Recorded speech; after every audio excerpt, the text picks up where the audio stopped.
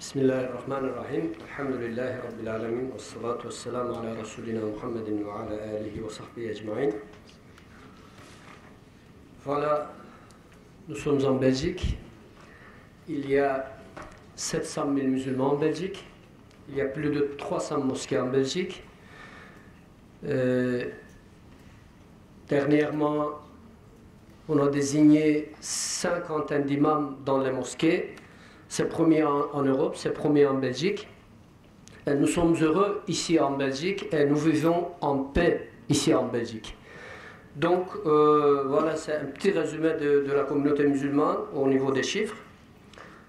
Voilà, l'islam est une religion, est la dernière des religions monothéistes qui enseigne 5 principes fondamentaux, à savoir la liberté de conviction, la protection de raison, droit au savoir et à la science, la sécurité de la vie des personnes, la sécurité des biens et la protection des générations. Ces principes se trouvent dans la Déclaration universelle des droits de l'homme en 1948. C'est l'article 3. Tout individu a droit à la vie, à la liberté et à la sûreté de sa personne. Donc l'islam, je suis fier de dire ça, a enseigné ces principes il y a plus de 1400 ans. Alors, je ne vais pas entrer en détail, mais je vais essayer d'être bref concernant ce qui dit l'islam sur le vivre ensemble. Premièrement, la reconnaissance mutuelle. Tous les peuples du monde font partie de la grande famille d'humanité. À l'ouverture, nous avons écouté les versets coraniques et dans un de ces versets, le psalmodieur a récité ce verset: ô vous les hommes, nous vous avons créé d'un mâle et d'une femelle, nous vous avons constitué en peuple et en tribu, afin que vous vous entreconnaissiez. Le plus noble d'entre vous auprès de Dieu est le plus pieux d'entre vous. Premier verset. Alors, deuxième principe concernant le vivre ensemble, c'est discuter débattre de la meilleure façon avec ceux qui ne partagent pas la même croyance. Alors, il y a 2 versets.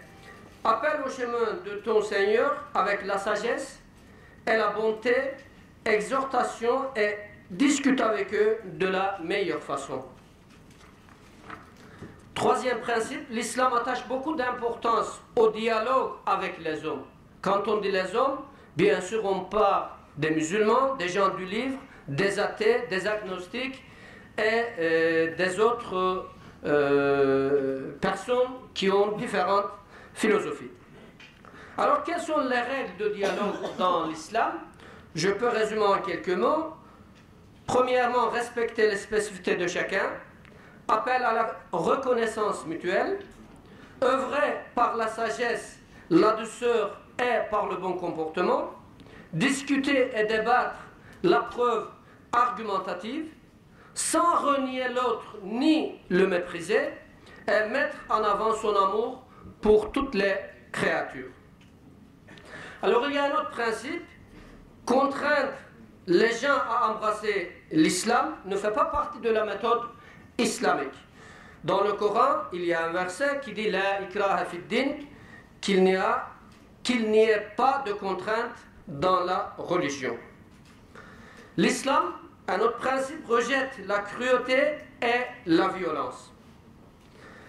L'islam prohibe la violence gratuite tant dans la parole que dans l'acte.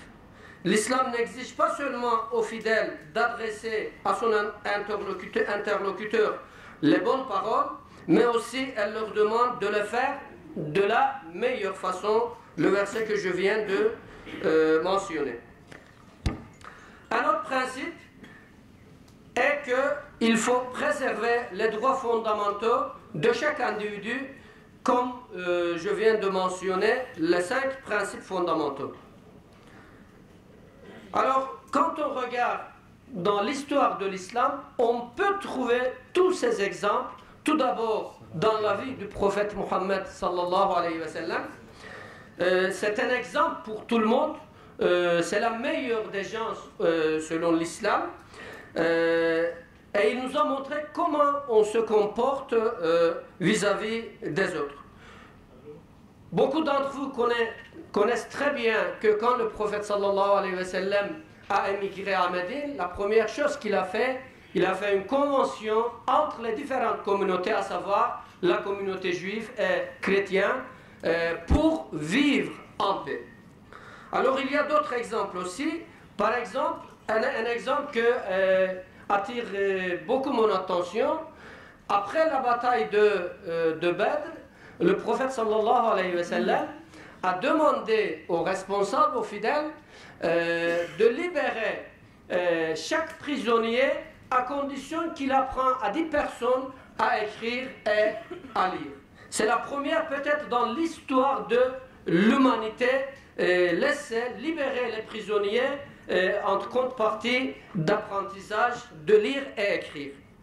Alors il y a un autre exemple, quand il est entré entré à la Mecque, c'est-à-dire en 632, les Mecquois qu'il avait expulsés, et qu'il avait traités, qu'il avait torturés, qu'est-ce qu'il a dit à eux? Il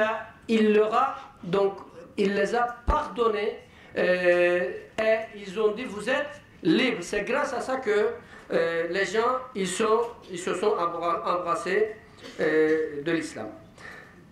Avant de terminer, je dois quand même parler de certains éléments pour la paix et vivre en harmonie. Je crois que ces éléments sont très très importants, non seulement pour les musulmans, mais pour tout le monde. Tout d'abord, il faut commencer par l'individu, puis la famille, puis la société. Avant de sauver le monde, il faut sauver les individus. Si une société se compose des personnes heureuses, des familles heureuses, la société devient heureuse et s'éloigne de la violence. Et pour cela, je crois que chaque culte, chaque religion, chaque philosophie a des recettes pour rendre les gens heureux. Deuxième élément, diagnostiquer les motifs qui poussent les jeunes de tomber dans la main des djihadistes et de trouver la solution.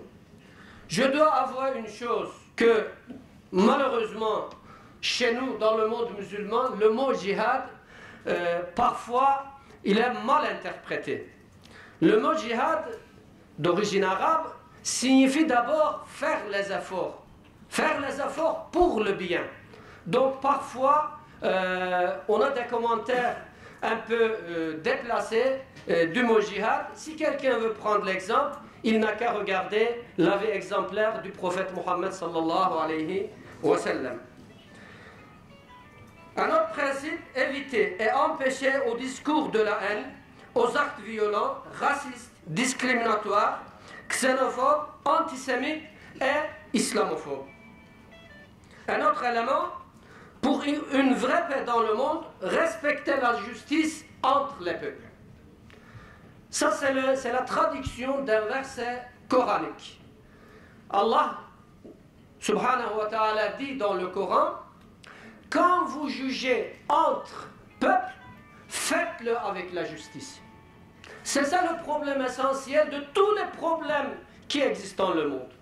Parfois, il y a des problèmes sociétals, des problèmes territoriaux, mais on porte sur le dos des religions tous ces problèmes. Vous connaissez très bien, par exemple, le problème entre la Palestine et Israël, le problème qui existe maintenant en Syrie, en Irak, tout ça. Parfois, il y a d'autres problèmes, mais tous ces problèmes sont portés sur le dos de l'islam. J'ai encore une minute et je vais terminer, Inch'Allah. Alors, il y a un autre élément, je crois qu'on a déjà parlé, le désarmement interne et externe. J'ai beaucoup aimé la parole de Dalai Lama dans une conférence. Il avait dit, il faut d'abord réussir le désarmement interne pour avoir la paix. Mais de l'autre côté, il faut arrêter aussi de produire des armes. Quand on continue à produire des armes, ces armes seront utilisées quelque part. On ne produit pas pour rien. C'est clair et net. Et pour appeler le pompier, il faut avoir l'incendie. Mais s'il n'y a pas d'incendie, qu'est-ce qu'il faut faire? Il faut créer le feu. Attention, quand on continue à produire les armes, ben ces armes, sûr et certain, seront utilisées quelque part. Mais malheureusement, je me permets de dire que après la chute de la Russie, la nouvelle cible est devenue malheureusement l'islam et les musulmans. Donc, malheureusement, beaucoup d'armes produites dans certains pays industrialisés est données à ces groupes terroristes pour qu'ils se tuent entre eux. Alors, je termine. Il faut encourager la solidarité et le partage, encourager aussi les valeurs humaines et universelles. Et un dernier élément, je termine avec ça, il faut que les responsables politiques, religieuses, civils, faites attention à leurs déclarations vis-à-vis des autres cultures, vis-à-vis des autres cultures. Et je termine aussi que l'islam n'est pas une religion de slogan, l'islam est une religion de vie. Donc avec ces mots, je termine et je vous remercie pour votre attention.